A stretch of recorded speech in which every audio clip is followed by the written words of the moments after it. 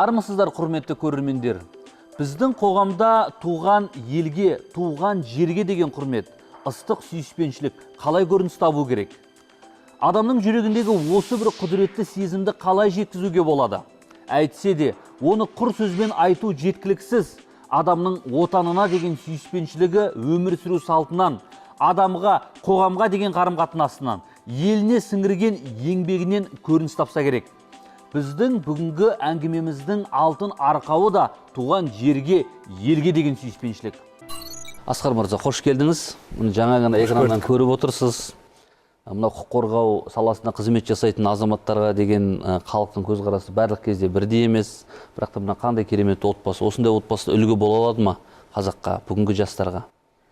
Әрине, бүтіндей бір отбасы қауіпсіздік саласында жұмыс істеу, бұл бүкіл қазақ еліне үлгі деп ойлаймын. Мынау кең байтақ қазақ даласы сан ғасырлар бойы сақталып келуі, осындай отбасылар, осындай біздің батыр ұрпақтың арқасында ел болып қалдық. Әрине, біз үшін бұл үлкен үлгі болып есептелінеді. Өте жақсы, құрметті көрермендер, бүгін халықаралық білім беру Назарбаев зияткерлік мектебінің тарих пәнінің мұғалімі Маңғараев Асқар Сайлаубайұлын студиямызға арнайы шақырып отырмыз. Асқар мырза, тағы да қош келдіңіз. Рахмет. Мынау болашаққа бағдар рухани жаңғыру елбасымыздың мақаласының аясында жаңағыдай туған жерге деген үлкен мәселелер айтылады, көрсетіледі, жазылады. Осы мектептің аясында балаларға осы бағдарламаны түсіндіру жұмыстары қаншалықты деңгейде жүзеге асуда? Әрине, Назарбаев зияткерлік мектептері дербес білім беру ұйымының бастамасымен көптеген істер атқарылып жатыр бұл тұрғыда. Мысалы, ұлы дала елінің кең байтақ далада біздің бабаларымыз әуелетіп ән салған, домбырамен күмбірлетіп күй шерткен. Сол 100 ән, 100 күй жобасы бар. Осы жобаның айналасында біз күнде мектепке кіріп келе жатқан кезде осы әнмен жұмысты біз бастаймыз. Немесе оқушылардың өздері домбырамен бізді қарсы алып алатын сәттер болады. Ал бұл әндерді біз бүкіл әлемнің түкпір-түкпірінде жүрген кезде, немесе ауылда серуендеп жүрген кезде айтқан бір керемет сезімді оятатын сияқты. Назарбаев зияткерлік мектебінің оқушылары бұл ертеңгі елдің элитасына айналатын жастар. Себебі сіздер ең үздіктеріне білім бересіздер. Және бұл балалар ертеңгі күні Құдай қаласа қазақты алға сүйрейтін ұлдар, қазақты алға сүйрейтін қыздар. Және ұлт үшін де, ел үшін де, біз үшін де ең маңыздысы бұлардың кәсіби деңгейімен қатар, бұлардың рухани, қазақи мінезі, ішкі түйсігі, қала берді қаншалықты жанды пафос естілмесе де патриоттық сезімдері. Және Назарбаев зияткерлік мектебінде осы салаға ерекше жауап беретін тарих пәнінің мұғалімдері. Солай емес па? Әрине солай. Осы бағытта нақты өзіңіз қандай шаралар атқарып жүрсіз? Осы тұрғыда біз Назарбаев зияткерлік мектептерінде 2 апта ауылда жобасы бар. Қандай керемет? Осы 2 апта ауылда жобасының аясында біз оқушылар ауылға барып, бірінші ақсақалдармен, үлкен кісілермен амандасып, сол ауылдың тыныс тіршілігін зерттейді. Мысалы, су жетпей жатқан жерлер болатын болса, ол не үшін жетпейді?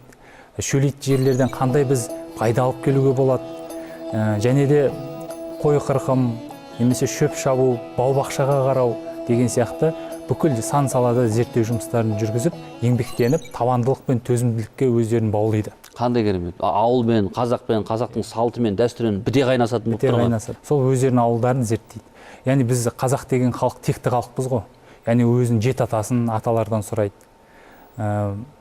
Мысалы, ауыл жерлерге барған кезде олар өздері видео, бейнебаяндар, видеороликтер жасайды, фотосуреттер құрастырады. Және келгеннен кейін осы көрген білгендерін, зерттеген дүниелерін эссе есебінде жазып, оны сақтап қояды және тәжірибемен бөліседі. Енді Асқар мырза, мынау сіздің атқарып жатқан жұмысыңыздың аясында біздер жақсы білеміз, Назарбаев зияткерлік мектебінде бүгінгі таңда мынау жастарды Қазақстанның тек қана бір ғана өңір емес, бүкіл республика бойынша киелі жерлеріне апарып көрсету, таныстыру кәдімгідей қолға алынған. Солай емес па? Әрине солай. Осы жоба туралы айтып беріңіз.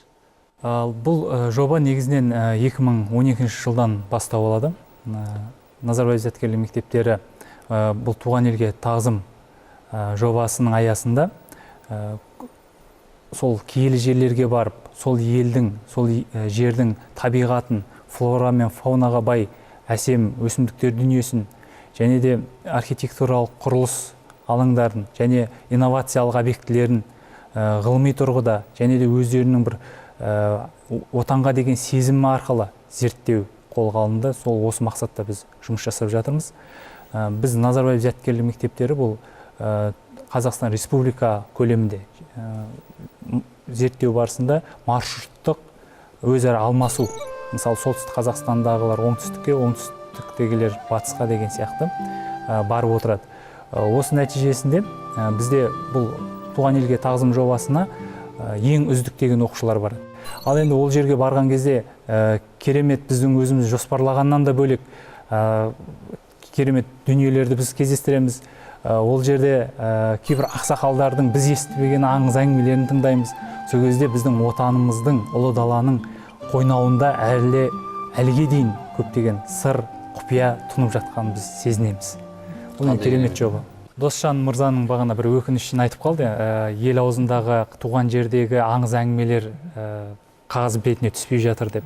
Әрине бұл салада да қазір көптеген жұмыстар атқарылып жатыр туған жерге байланысты. Мысалы, біздің әледе қазыналы қарттарымыздың көзі бар кезде осы ауызша тарих деген тарихтың бір жаңа саласы дамып келеді.